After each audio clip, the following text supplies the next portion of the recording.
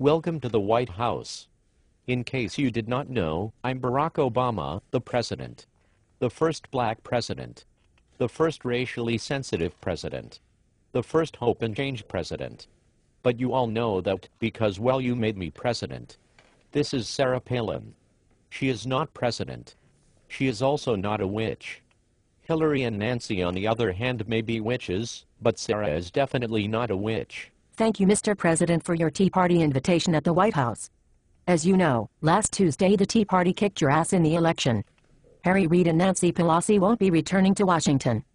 Reverend Wright is moving his congregation to Jonestown, Guyana. George Soros and Bill Ayers have announced their intentions to move to Venezuela. MSNBC has declared bankruptcy. NPR is moving operations to Cuba. The stock market is up 3,000 points. It is great to be at the White House to celebrate our liberty and freedom. Now that I am here, I notice I can see Congress from your porch. All kidding aside, I have really come today to discuss your unconditional surrender to the American people. My surrender? Well, Sarah, as you know, I really have 2 more years as president. I have the power of the veto. It is clear the American people have not acted rationally. Actually, I can see, now that you are just feet away from me, you have some sort of pheromone thing going on that really has me going in a way that the First Lady... Well, actually, let me say, I have to admit it has been a while. I guess. I would really like to give you a ride on my plane. Have you heard of the Mile High Club? Mr. President, have you seen Todd? I know you have a lot Secret Service. But Todd could kill a polar bear with his bare hands. Today is about the American people, not your pecker. I have empathy for your situation. You think you are the most powerful man in the world, but are henpecked by Michelle. That all being true, I think we need to focus on the country. I know you Tea Party people are nuts about the Constitution, but while you are claiming the separation of church and state is not in the Constitution, you may have overlooked that if I resign, Joe Biden becomes president. And really, can there be anything worse than having Joe as president? We are not asking you to resign.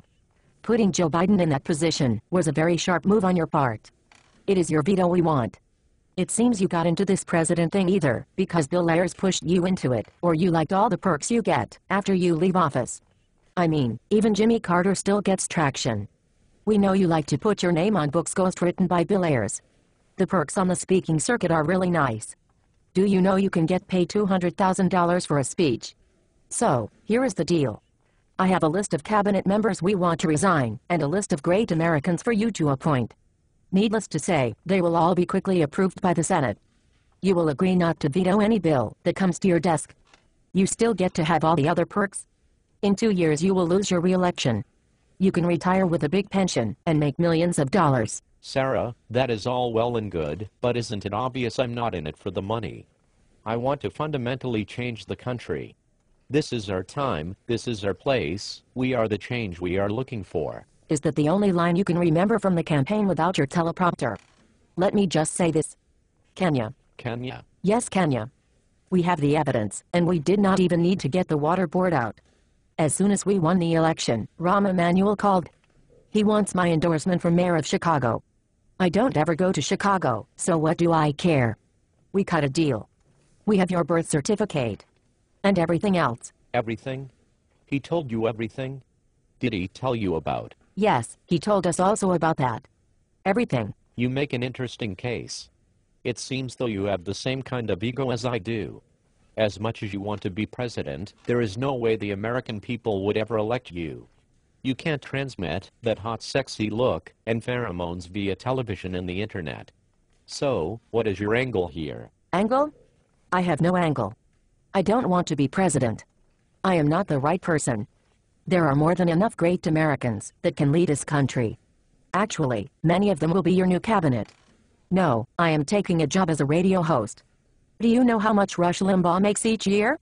I know how much you watch Glenn Beck every day, but he is getting past his sell-by date. So, I think his brand is on the decline. I have a real opportunity to put away some major cash. I will have a lot more influence on the airwaves. With the time zone difference, I can broadcast an afternoon drive time show in New York before breakfast in Alaska. Sarah, you have made some interesting points. Have you gotten an okay from Michelle on this whole plan yet? Well, I tried. But this computer-generated animation does not have a Michelle character yet, so I have not been able to talk to her. Also, you really can't have more than 2 characters at a time in this software.